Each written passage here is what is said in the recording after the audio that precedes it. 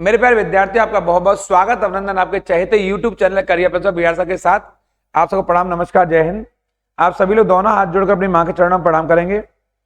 आज मैं महत्वपूर्ण यूपी स्पेशल 2024 पर बहुत महत्वपूर्ण क्लास आपके लिए लेकर आया हूं।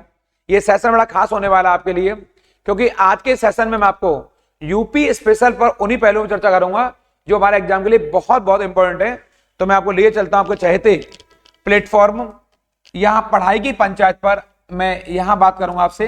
ये हमारी 8वीं क्लास आज होने जा रही है और इस क्रम में जो आगे मैं क्लास लेकर आ रहा हूँ बड़ी खास होंगी, क्योंकि ये क्लास हमारी यूपी स्पेशल पर चल रही है आपके यहाँ पर। इसमें मैं आपको आगे 4 से 5 क्लास और कराऊंगा, उन्हीं में आपका यूपी स्पेशल पूरा खत्म हो जाएगा और उसके बाद फिर मैं टेस्ट सीरीज कराऊंगा, उनसे बाहर आपके एग्जाम में कोई क्वेश्चन नहीं आएगा। जैसा कि आप जानते हो यहाँ पर ये पश्चिमी और दक्षिणी पश्चिमी सीमा पर कौन सा राज्य स्थित है? हरियाणा। अगर आएगा यूपी के पश्चिमी और दक्षिणी पश्चिमी सीमा पर कौन सा राज्य है, तो वो हरियाणा है। और इसके बाद दिल्ली है और राजस्थान है, यानी कि एक यूनियन टेरिटरी है। कौन सा? जो केंद्र शासित प्रदेश कौन सा? वो दिल्ली है, ये वाला यहाँ पर है। और अगर आएगा कौन कौन से राज्य हैं, तो आप बताएंगे वो राजस्थान है और आपके हरियाणा है, और दिल्ली आपका यूनियन टेरिटरी है, यानी केंद्र शासित प्रदेश है।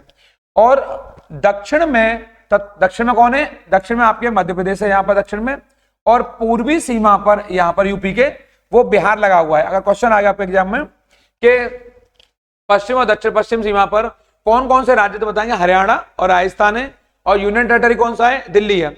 और अगर दक्षिण में आएगा तो बताएंगे मध्य प्रदेश है, और पूर्वी सीमा पर आएगा तो बिहार है। ये बहुत आपके लिए महत्वपूर्ण है। एक बात ध्यान देंगे, यहाँ पर ये पश्चिमी यहाँ लिखा हुआ थोड़ा मिस्टेक से, ये इस तरह लिख लेंगे आप लोग विद्यार्थीगण हमारे, वैसे सब होशियार हैं। ये वेस्टर्न वाला पार्ट है, इसको कई जगह मिसप्रिंट हो गया है, सही कर लेंगे सब लोग आपको इसको, और इनको नोट डाउन कर लेंगे, क्योंकि ये सारे पॉइंट आपके एग्जाम के लिए बड़े इंपॉर्टेंट और खास हैं। यहां आएंगे आप लोग, उत्तर प्रदेश की दक्षिणतम बिंदु, यूपी का अगर साउदर्न पॉइंट आएगा, दक्षिणतम बिंदु आएगा, तो उसको स्पर्श करने वाला जो राज्य है वो छत्तीसगढ़ है। कौन सा है वो छत्तीसगढ़ राज्य है, यानी कि ये वाला छत्तीसगढ़ है आपके। यानी अगर यूपी आएगा, यूपी के दक्षिणतम बिंदु को स्पर्श करने वाला कौन सा राज्य है, तो छत्तीसगढ़ बताएंगे। जैसा कि पीछे बता चुका हूं, यूपी से 8 राज्य और एक यूनियन टेरिटरी है दिल्ली, वो स्पर्श करता है, और कुल क्षेत्रों की संख्या 9 हो जाएगी। अगर राज्य आएंगे तो 8 बताएंगे, पिछली वीडियो में बताया मैंने आपको, और यूटी सहित आएगा तो 9 क्षेत्र हो जाएंगे आपके, जो मैं पीछे चर्चा कर चुका हूं। लेकिन दक्षिणतम आएगा तो आप छत्तीसगढ़ बताएंगे। जैसा कि कोई बच्चे इसको मध्य प्रदेश करना चाहते हैं, जो गलत हो जाएगा, छत्तीसगढ़ मारेंगे साउदर्न पॉइंट पर। अगर आएगा यूपी के सबसे उत्तर पश्चिम में कौन सा बिंदु है जो इसे स्पर्श करता है, तो आप बताएंगे वो हिमाचल प्रदेश है। यहाँ पर ये आपके लिए बहुत बहुत महत्वपूर्ण है। हिमाचल प्रदेश उत्तर पश्चिम में यूपी की सीमा को स्पर्श करता है, इसको आप रट लेंगे, ये आपके एग्जाम के लिए बहुत महत्वपूर्ण है। मैं पीछे बता चुका हूं आपको, हिमाचल प्रदेश का जो भाग है वो यूपी के सहारनपुर, कौन सा? यूपी के सहारनपुर जिले से स्पर्श करता है आपके। इस पर मैं पीछे एक वीडियो में चर्चा कर चुका हूं आपके, यानी कि यूपी का कौन सा जिला है जो हिमाचल प्रदेश की सीमा को स्पर्श करता है, और ये एकमात्र जिला है जो हिमाचल प्रदेश सीमा को स्पर्श करने वाला है। इसको आप लोग यहां से मेरे कहने से इंपॉर्टेंट भी कर लेंगे। मैं पीछे बता चुका हूं, ये बहुत महत्वपूर्ण सेशन है आपके लिए, बहुत महत्वपूर्ण क्लास चल रही है। इस चैनल को सब्सक्राइब नहीं किया है, जल्दी से कर लीजिए। लाइक शेयर करना, कमेंट करना बिल्कुल नहीं भूलेंगे। आप शेयर कीजिए लोगों तक, इंस्टाग्राम पर, व्हाट्सएप पर, फेसबुक पर, जहां पहुंचा सकते हैं आपके, इसको शेयर करिए ताकि ये क्लास आपके सब लोगों तक पहुंच सके। यूपी के सबसे पूर्वी बिंदु को स्पर्श करने वाला राज्य कौन सा है? ये बिहार है, ये बड़ा इंपॉर्टेंट, पीछे बताया थोड़ी पहले। और सबसे पश्चिमी बिंदु को स्पर्श करने वाला राज्य कौन सा है? ये हरियाणा है। अभी आपको स्टार्टिंग मैंने यहीं से बताया था, इसको मैंने और विस्तार से खोल दिया अकेले में, क्योंकि ये क्वेश्चन कई बार एग्जाम में पूछा गया है आपके। इस तरह में आप आगे देखेंगे, उत्तर प्रदेश की भारत को सीमांत प्रदेश, यार भारत का सीमांत प्रदेश, इसकी उत्तरी सीमा को ये नेपाल को स्पर्श करती है, ये अंतरराष्ट्रीय सीमा है। यूपी भारत का क्या है? सीमांत प्रदेश है। कैसा प्रदेश है? सीमांत मान होता है फ्रंटियर, आपका स्टेट है आपके, और ये उत्तरी सीमा को किससे स्पर्श करता है? नेपाल से, जो कि यहाँ पर ये अंतरराष्ट्रीय सीमा बनाता है हमारा। ये हमारे एग्जाम के लिए काफी महत्वपूर्ण है। यूपी के कुल 7 जनपद है। कितने जनपद मान होता है? जिला होता है, 7 जिले। इनमें आप यहां देखेंगे, एक जिला महाराजगंज है, एक जिला आपका सिद्धार्थनगर है, एक बलरामपुर है, एक श्रावस्ती है, एक बहराइच है, एक लखीमपुर है, एक पीलीभीत है। ये सारे इनकी कुल लंबाई जोड़ दी जाए तो आपके यहां से 538 किलोमीटर बैठती है। ये नेपाल की सीमा से जुड़े हुए हैं। क्वेश्चन आएगा कि नेपाल की सीमा जुड़ने वाले यूपी के कितने जिले हैं, तो आप बताएंगे वो संख्या उनकी कितनी है, 7 है उनकी संख्या आपके। और वो कौन कौन से हैं, तो फिर एक बार पुनः बता देता हूं। वो महाराजगंज है, वो सिद्धार्थनगर है, वो बलरामपुर है, वो श्रावस्ती है, वो बहराइच है, वो लखीमपुर खीरी है और वो पीलीभीत है। ये सारे 7 जिले हैं जो नेपाल की सीमा को स्पर्श करते हैं। यूपी का बहुत महत्वपूर्ण क्षेत्र है और एक सीमांत राज्य है यूपी हमारा। इसमें हम देखेंगे भारत में सर्वाधिक राज्यों की सीमा को स्पर्श करने वाला राज्य कौन सा है, ये यूपी है, मैंने पीछे बताया है। और उनकी संख्या 8 + 1 यानी कि 9 है। मैंने कल भी बताया पिछले वीडियो में, वो 8 राज्य हैं और एक यूनियन टेरिटरी, उसका नाम क्या है, दिल्ली है, जो कि सबसे अधिक सीमाओं को स्पर्श करने वाला राज्य, छूने वाला राज्य, टच करने वाला राज्य है, और उसका नाम क्या है, यूपी है, उत्तर प्रदेश। इस क्रम में हम आगे चलेंगे। आपके मध्य प्रदेश, उत्तर प्रदेश की सर्वाधिक सीमा को स्पर्श करने वाला राज्य, यानी क्वेश्चन आएगा कि यूपी में कौन से, यूपी की किस राज्य से सबसे लंबी सीमा रेखा लगी हुई है, तो आपका उत्तर होगा मध्य प्रदेश राज्य वो आपके, यानी कि एमपी राज्य की सीमा सबसे ज्यादा यूपी की लगी हुई है। यानी यूपी का जो हिस्सा है, सबसे उत्तर प्रदेश सर्वाधिक सीमा को स्पर्श करने वाला राज्य कौन सा है, मध्य प्रदेश है। और इस क्रम में सबसे छोटी सीमा आएगी यूपी की, किससे लगी हुई है यहां पर, तो वो हिमाचल प्रदेश। कौन सा है वो हिमाचल प्रदेश है। ये सबसे कम ये सीमा को स्पर्श करने वाला राज्य कौन सा, हिमाचल प्रदेश। और आप जानते हो, मैंने अभी बताया है, वो हिमाचल प्रदेश पे कौन सा राज्य है, वो यूपी का सहारनपुर राज्य है, सॉरी सहारनपुर जिला है, जो कि हिमाचल प्रदेश से सीमा को स्पर्श करता है। यानी कि यूपी का सहारनपुर है जो हिमाचल से टच होता है आपके, और ये सबसे छोटी सीमा रेखा है। यहां देखेंगे उत्तर प्रदेश का सोनभद्र बहुत बहुत इंपॉर्टेंट है। इसकी तुलना पंडित जवाहरलाल नेहरू ने स्विट्जरलैंड से की है। यानी कि पूरे भारत में कौन सा एकमात्र क्षेत्र है, वो सोनभद्र है, जिसकी तुलना पंडित जवाहरलाल नेहरू, देश के पहले प्रधानमंत्री हैं, स्विट्जरलैंड से की। इतना महत्वपूर्ण स्थान बताया। ये भारत में सर्वाधिक राज्यों की सीमा को स्पर्श करने वाला जनपद है, जिला है ये वाला। और ये 4 राज्यों को स्पर्श करता है, मध्य प्रदेश है, छत्तीसगढ़ है, झारखंड और बिहार है। इसको मैं अगर आपको इस तरह बताऊं संक्षिप्त अंदाज में, तो ऐसे कर सकते हैं आपको। इस क्रम में मध्य प्रदेश है, इस क्रम में छत्तीसगढ़ है, इस क्रम में बिहार है, और इस क्रम में आपके झारखंड है। ये 4 ऐसे राज्य हैं जो कि उत्तर प्रदेश के सोनभद्र से स्पर्श करते हैं। यानी कि ये भारत में सर्वाधिक राज्यों की सीमा को छूने वाला जिला है। नाम क्या है, सोनभद्र है। ये खनिज संसाधनों से युक्त है। और मैंने बताया आपके, यहाँ पंडित नेहरू ने इससे सोनभद्र की तुलना स्विट्जरलैंड से की एक समय में आपके, क्योंकि सोनभद्र कई खनिज संसाधनों की दृष्टि से अत्यंत महत्वपूर्ण है और ये पर्यटन की दृष्टि से बड़ा महत्वपूर्ण रहा है। प्रदेश के उत्तर प्रदेश में नेपाल सीमा के साथ उत्तराखंड की ये शिवालिक, कौन सी, उत्तराखंड की ये शिवालिक, ये पर्वत श्रेणियां हैं जो इसको टच करती हैं। आप करेंगे, आप इसको रट के जाएंगे। नेपाल सीमा के साथ कौन सी, उत्तराखंड की। आप जानते हैं उत्तराखंड का निर्माण यूपी से ही हुआ है। सन 2000 में उत्तर प्रदेश का विभाजन हुआ और उत्तर प्रदेश से उत्तराखंड नाम का एक नया राज्य बना है। और जानते हैं आप लोग, ये भारत का 27वां राज्य है। आप पता होगी आपको, सन 2000 में 3 नए राज्यों का निर्माण हुआ, छत्तीसगढ़, उत्तराखंड और झारखंड। तो उत्तराखंड जो है वो उस समय भारत का 27वां राज्य बना, और 26वां जो राज्य था वो छत्तीसगढ़ था, और जो 28वां राज्य है वो झारखंड है। इस समय आप आगे देखेंगे, इन सीमाओं को प्राकृतिक तौर पर देखा जाए तो यूपी में हिमालय की शिवालिक श्रेणियां ये पश्चिम में पड़ेंगे आपके, दक्षिण पश्चिम में एवं ये दक्षिण में ये यमुना नदी पड़ेगी यहां पर, तथा विंध्याचल और पूर्व में गंडक नदी है। यानी कि कहेंगे आप लोग यहाँ पर उत्तर में हिमालय की शिवालिक श्रेणियां हैं, और पश्चिम दक्षिण पश्चिम में कौन है आपके, यहाँ पर यमुना नदी तथा विंध्याचल क्षेत्र है आपके। और पूर्वी भाग में यूपी के कौन है, ये गंडक नदी है आपके। ये बहुत महत्वपूर्ण नदी अगर आएगा यहाँ पर, पूर्व में कौन सा हिस्सा है, तो ये गंडक नदी का है, जो हमारे एग्जाम के लिए बहुत खास और इंपॉर्टेंट है। इसे देख लेंगे यहाँ से। इस तरह में आगे चलाएंगे हम लोग, तो देखेंगे ये कुछ क्वेश्चन है जो हमारे एग्जाम में बार बार पूछे गए। मैं वैसे आपके लिए एक स्पेशल टेस्ट सीरीज पर चर्चा करूंगा, लेकिन फिलहाल एक क्वेश्चन दिखाई दे रहा है आपको, गंडक नदी का उद्गम स्थल निम्नलिखित में कौन सा है। ये गंडक नदी पूछ रहा है, कौन सा पूछ रहा है, ये हमसे गंडक नदी। मैंने पीछे बताया आपको, अगर आपको याद आ रही हो, पहले क्वेश्चन के नेचर को समझना है, क्वेश्चन की प्रकृति समझनी है, और मैंने कहा है ये आपके लिए बहुत महत्वपूर्ण ऐसे क्वेश्चन है हमारे एग्जाम में आने वाले।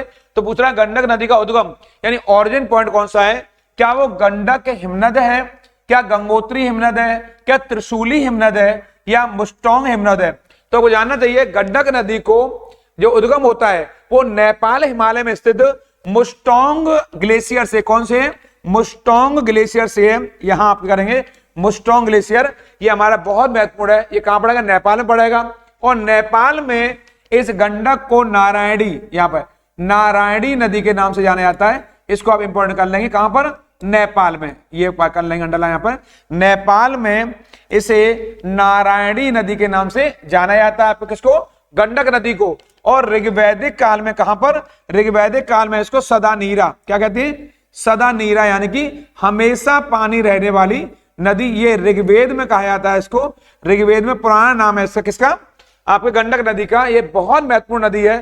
तो ऋग्वेद में आएगा गंडक नदी का नाम तो सदा नीरा बताएंगे, हमेशा पानी वाली नदी। और अगर आएगा नेपाल में से क्या बोलते हैं तो बताएंगे नारायणी नदी, या एक नाम और है इसका गंडकी नदी। नेपाल में से गंडकी भी कहते हैं, ये नाम और इसका।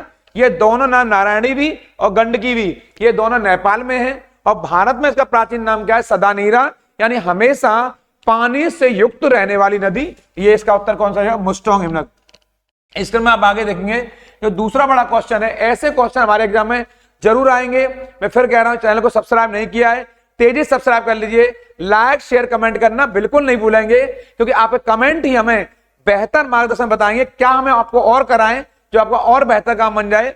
इसकी कुछ क्लास में आपको और कराऊंगा, वो बहुत स्पेशल होने वाली है, खास होने वाली है। और यूपी स्पेशल के तुरंत बाद मैं आपको जीएस स्पेशल कराऊंगा, वो मेरी करीब 30 क्लासें होंगी, उनसे बाहर क्वेश्चन कोई नहीं आएगा। एक टेस्ट सीरीज चालू कर रहा हूं, ऑनलाइन भी और ऑफलाइन भी। जो ऑफलाइन बैच चल रहे हैं वहां भी क्लास करा रहा हूं मैं आपको, और ऑनलाइन पर भी टेस्ट सीरीज चालू कराने वाला हूं। पर डे मैं आपको 30 से लेकर 40 क्वेश्चन कराऊंगा, उनसे बाहर क्वेश्चन कोई नहीं आएगा। केवल रट्टम रट्टा 40 क्वेश्चन आपके यूपी पुलिस में पक्के हैं, यहां से जीएस का क्वेश्चन उससे बाहर कोई नहीं आएगा। याद देखेंगे आप लोग, यूपी की ये आगरा नहर, कौन सी आगरा नहर, जो ओखला के पास किस नदी में ये निकाली गई है आपके, यानी कि यूपी की जो आगरा नहर है वो ओखला के पास किस नदी से निकाली गई है। तो ओखला जानते हैं आपके बहुत महत्वपूर्ण क्षेत्र है ये वाला। यहां पूछ रहा है क्या गंगा क्षेत्र है, या वो यमुना है, या वो शारदा है, या फिर वो रामगंगा है। तो इसका जो सही उत्तर है वो कौन सा है, वो यमुना नदी है। कौन सा उत्तर है इसका, वो यमुना नदी है। यहां से ये आगरा नहर निकाली गई है, जो हमारे एग्जाम के लिए बहुत महत्वपूर्ण और इंपॉर्टेंट क्लास है। यहां से इस क्रम में आप देखेंगे क्वेश्चन अगला, गंगा नदी में पाई जाने वाली कौन, डॉल्फिन। आप जानते हैं इस मछली को किस अभ्यारण्य में देखा जा सकता है। तो पहली बात तो यह है, डॉल्फिन को मछली कहते जरूर है कि संरचना इसकी मछली के समान है, लेकिन डॉल्फिन एक स्तनधारी जीव है। कैसा है ये स्तनधारी जीव है। ये मैमल्स है, ये मैमलिया है, जो बहुत मानव के बाद अगर दूसरे नंबर पर सर्वाधिक बुद्धिमान कोई जीव है तो वो डॉल्फिन है। और ये गंगा, ये शुद्ध गंगा में मीठे जल में पाई जाने वाली ये आपके डॉल्फिन एक जीव है, मत्स्य प्राणी में नहीं आती है ये, और ये आपका स्तनधारी में आती है आपके, बहुत महत्वपूर्ण है। और डॉल्फिन को गंगेटिक डॉल्फिन के नाम से जाना जाता है। ये मोतीचूर अभ्यारण्य मिलेगी, रामपुर में मिलेगी, के रानीपुर में मिलेगी, के चंद्रप्रभा में मिलेगी। तो इसका सही उत्तर है आपके, वो है आपके रामपुर अभ्यारण्य में ये आपके गंगेटिक आपके जो दिखाई दे रही है डॉल्फिन मिलेगी। आपको जानना चाहिए अभी हाल ही में इसको राज्य जलीय जीव घोषित कर दिया गया, राज्य जलीय जीव भी घोषित कर दिया गया, जलीय जीव भी घोषित कर दिया गया है। ये हमारे एग्जाम में आने वाला क्वेश्चन है कि कौन से राज्य ने अभी अभी इसको डॉल्फिन को राज्य जलीय जीव घोषित कर दिया है। तो हमारे आदरणीय जो मुख्यमंत्री हैं योगी आदित्यनाथ जी, उन्होंने इसको राज्य जलीय जीव के तौर पर घोषित कर दिया है। यानी यूपी का ये राज्य जलीय जीव है और राष्ट्रीय जलीय जीव भी है। भारत सरकार ने वर्ष 2010 में इसको राष्ट्रीय जलीय जीव के तौर पर घोषित पहले ही कर दिया आपके। तो जान लेना रामपुर अभ्यारण्य में इसका संबंध है। और भारत सरकार ने वर्ष 2010 में, कब, वर्ष 2010 में इसको राष्ट्रीय जलीय जीव पहले ही घोषित कर दिया है। और ये मैं चर्चा आपसे पीछे एक वीडियो में कर भी चुका हूं। जो हमारे पुराने विद्यार्थी हैं जो लगातार इस चैनल से जुड़े हुए हैं, लगातार इस चैनल में बने हुए हैं, पता है कि वर्ष 2010 में इसको राष्ट्रीय जलीय जीव के तौर पर घोषित भारत सरकार द्वारा किया जा चुका है। और अभी हाल ही में उत्तर प्रदेश के मुख्यमंत्री जी द्वारा इसको राज्य जलीय जीव का दर्जा दिया गया है। और इसका संबंध रामपुर अभ्यारण्य से है सीधे सीधे। आप देखेंगे इसको यहां पर निम्नलिखित बांधों में कौन बेतवा पर बनाया गया, यहां पर क्या वो लवकुश बैराज है, क्या वो रेहंद बांध है, क्या वो शारदा बैराज है, या फिर वो राजघाट बैराज है। कौन सा वाला पूछ रहा है, वो हमसे बेतवा नदी पूछ रहा है। तो इसका बिल्कुल सही उत्तर जो आपका एग्जैक्ट आंसर है वो आपका राजघाट बांध है। कौन सा, वो राजघाट बांध है। ये बेतवा नदी पर बनाया गया है। आप जानते हो केन और बेतवा ये यमुना की सहायक नदियां हैं। केन भी है, बेतवा भी है, चंबल भी है, ये सब यमुना की सहायक नदियां हैं। ये ट्रिब्यूटरी हैं और ये कहीं ना कहीं महत्वपूर्ण नदियां हैं। और इसी बेतवा नदी पर राजघाट डैम का निर्माण हुआ है। इसको आप लोग याद कर लेंगे और मेरे कहने से लिख भी लेंगे। ऐसे प्रश्न हमारे एग्जाम में आते हैं और ये पिछले एग्जामों में कहीं ना कहीं पूछे गए हैं कई बार, और यहां से रिपीट होने की बड़ी संभावना है क्योंकि ये आपके एग्जाम के लिए बहुत महत्वपूर्ण क्वेश्चन है। यूपी के राज्य में पारीछा बांध, ये वाला, ये किस नदी पर बनाया गया आपके, क्या शारदा पर है, या चंबल पर है, या बेतवा पर है, या घाघरा पर है। तो कौन से पर बनाया गया आपके, तो पारीछा बांध आप जानते हो बेतवा नदी पर। कहां बनाया गया है, ये बेतवा नदी बनाया गया है। बेतवा नदी बहुत महत्वपूर्ण नदी है आपके। मैंने पहले बताया भारत में एक योजना चल रही थी आपके नदी जोड़ो परियोजना, रिवर लिंक प्रोजेक्ट। तो मैं आपको जानकारी बताता हूं, जो नदी जोड़ो परियोजना उसके अंतर्गत केन और बेतवा इन दोनों नदियों को जोड़ा गया। सबसे पहले आपके दो वो नदियां हैं जो आपके नदी जोड़ो परियोजना के अंतर्गत शामिल रही हैं। आपके कौन सी, केन और बेतवा नदियां हैं। और इसी बेतवा नदी पर पारीछा बांध बना हुआ है जो बहुत महत्वपूर्ण बांध है। और ये बेतवा नदी क्या है, ये यमुना की सहायक है। केन नदी है, बेतवा नदी है, चंबल नदी है, ये सब यमुना नदी की सहायक नदियां हैं। और यमुना आपके गंगा की सहायक नदी है। इसके में आप आगे देखेंगे, अगला क्वेश्चन है हमारा, कीटम झील सूर सरोवर पक्षी अभ्यारण्य, ये वाला निम्नलिखित में किस शहर के पास स्थित है। कौन शहर के पास है, क्या ये झांसी के पास स्थित है, क्या ये आपके कानपुर के पास स्थित है, या लखनऊ के पास है आपके, या फिर आपके ये आगरा के पास स्थित है। कहां पर आपके, ये आपका यहाँ थोड़ा सा कानपुर है, इसको थोड़ा सही कर लेंगे यहाँ से, ये आपका कानपुर है, यहाँ कानपुर है। ये क्या ये कानपुर के पास है, एक बाई मिस्टेक हो गया यहाँ पर, और या ये लखनऊ के पास है या आगरा के पास। कौन सा पूछ रहा है, वो हमसे सूर सरोवर पूछ रहा है। तो इसका सही उत्तर है आपके ये आगरा। कहां पर, सूर सरोवर जो आपका पक्षी अभ्यारण्य है ये आपके आगरा के पास स्थित है। आगरा में पड़ता कौन सा, कीटम वाला पार्ट है। बहुत बहुत महत्वपूर्ण ऐसे क्वेश्चन हमारे एग्जाम में आते हैं।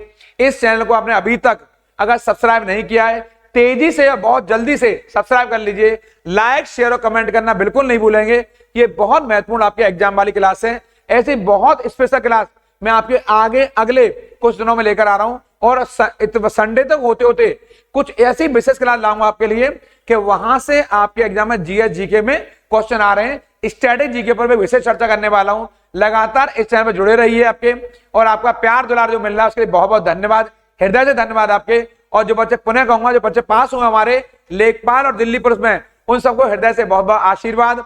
और उन लोगों का जरूर ख्याल रखिए जो आपका ख्याल रखते हैं। प्रणाम, नमस्कार।